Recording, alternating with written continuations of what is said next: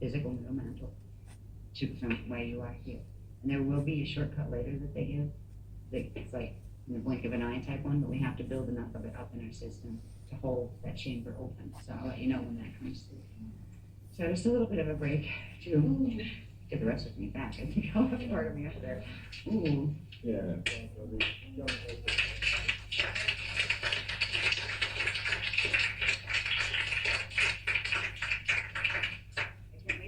To attract one people. There was no time to send this out so they could do it with us, but the Rochellets already knew, so we did work with them. But now their physical selves have to type out where they were. So they will be able to meet this. We will send this out to them in email too, and let them know, how it emerged and what it means, and they can then use it and plug in. So you may find some of the 12-1 class there as well. It's going to get very crowded there by the time we get to 12 tribes. And there is something after the 12 of the first, 12 tribes group. There's going to be some kind of major, massive round of some sort that we're going to do. Yeah, it's Hithara. Yeah, I think it's right. I think it comes through at Hithara, so it'll probably be in conjunction with a workshop thing, which makes it easier for everybody to show up anyway. The 12 must be plans of the Phoenix workshop, so Yeah. weekend. Yeah. Where there are things we're going to do with those who come through the program for part one. Yeah, I remember. And then we are welcome for the people who are coming in part two of the program who will meet the part oneers. Yes. And there'll be a debriefing from both sides and a big activation. Yeah, so there's a special section for the outgoing graduating 12 tribes 1 people and the incoming 12 tribes 2 set that will be incoming. They get a preview and they get a preview, you get a review, and we all do something big together. You do the end of year one activation, a big one. Yeah, it's a big one. And it'll be really neat. 144 of you. Yeah, yeah. I mean, actually, no, there's not. There's 24. Well, that's, Twitter May 8. Yeah. We have un cristallo. We have un cristallo. We have un cristallo. We have be with me. And 3 times. We have un cristallo. We have un cristallo. We have un cristallo. We have be with me. One more. We have un cristallo. Faster. We have un cristallo. We have un cristallo. We have be with me. Good. And I'm going to sing it one more time at the speed that when you sing this in to yourself, that would be the best BPR to bring it in on. All right, as far as speed goes. We have un cristallo. We have un cristallo. We have un cristallo. We have be with me. And then you pick up. We have un cristallo. We have un cristallo. We have un cristallo. We have be with me. We have un cristallo. We have un cristallo. We have un cristallo. We have be with me. The first part of this journey is going to be the Sadhiseta journey, ring 2 opening. The color associated with the ring 2 is the pale peachy silver color.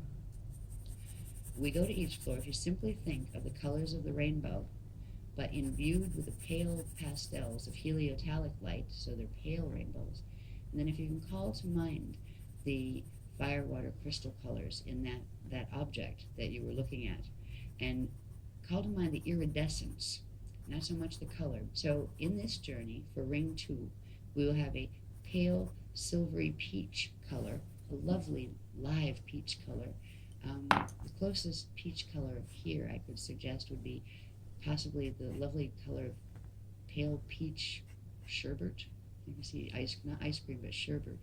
It has a lovely light peachy quality, but imbue that with the silvers and also the iridescence colors and try to imagine what that color looks and feels like. That is the color that corresponds to the ring 2 Jaleesic layer. The ring 2 Jaleesic layer would correspond with the Adama flame layer in the Jaleesic Partiki bodies. So, as we begin our ring 2 journey, we are going to start right where we are. This time we're going to take a shortcut. We don't need to go through all of the steps because they're already programmed in with the access key codes. So you will interface with the Aurora platforms as needed because you already have those directional instructions active in your Rasha bodies.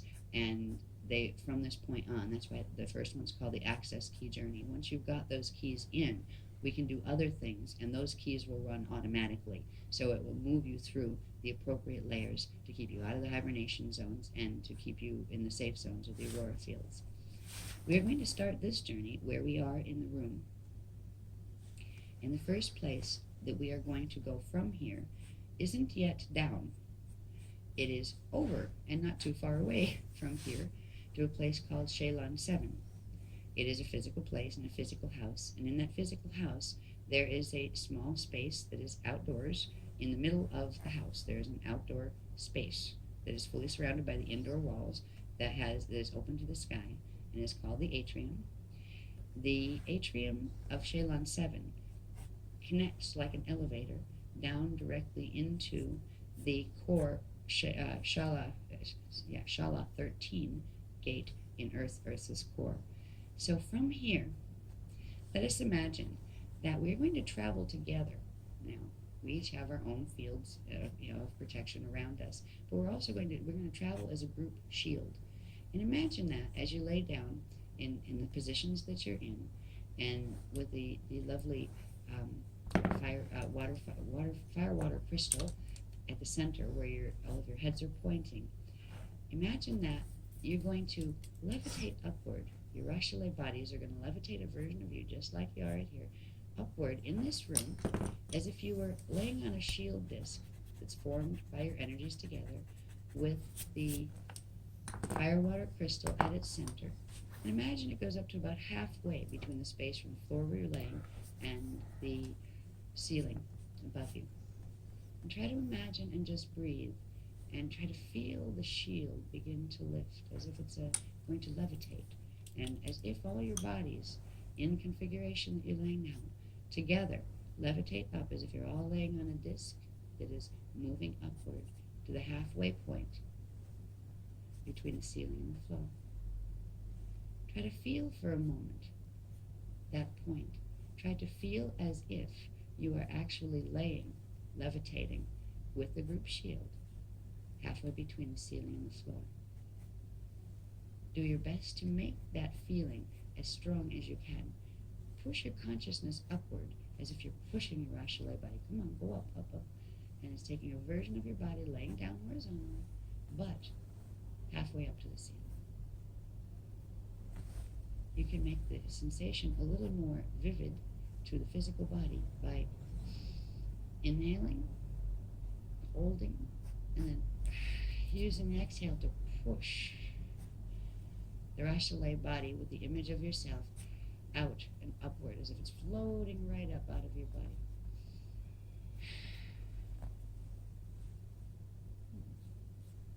Pretty good.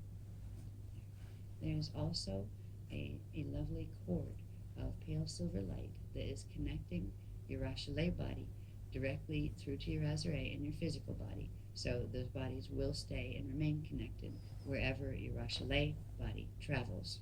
Now your Rashale body has many, many layers to it, as you know. But at the center of that, it holds a version of a vision of your own body. What you can do, if you would like, is you can clothe your body. If you're comfortable in the clothes you're physically wearing, that's fine. If you would prefer to relax, or if you feel if you have a belt on that's bothering you, you should take them off, whatever, that kind of thing. When you move your Rashale body up into the group shield state, you can just imagine it in lovely pale white heliotalic gowns, as if you're just going to wear something kind of like a bathrobe effect, but a lovely bathrobe that doesn't bind anywhere, there's nothing itching, there's nothing pressing on chakras, that kind of thing. So at least for your Rachalet body, you can have it, free, where the energies can move as they need to and not constricted by clothing. You don't have to. If you're comfortable in the clothes you're wearing, you're welcome to show up in those when you go to the Adashi temples as well. You don't need white robes to do it. All right, now, what we're going to do next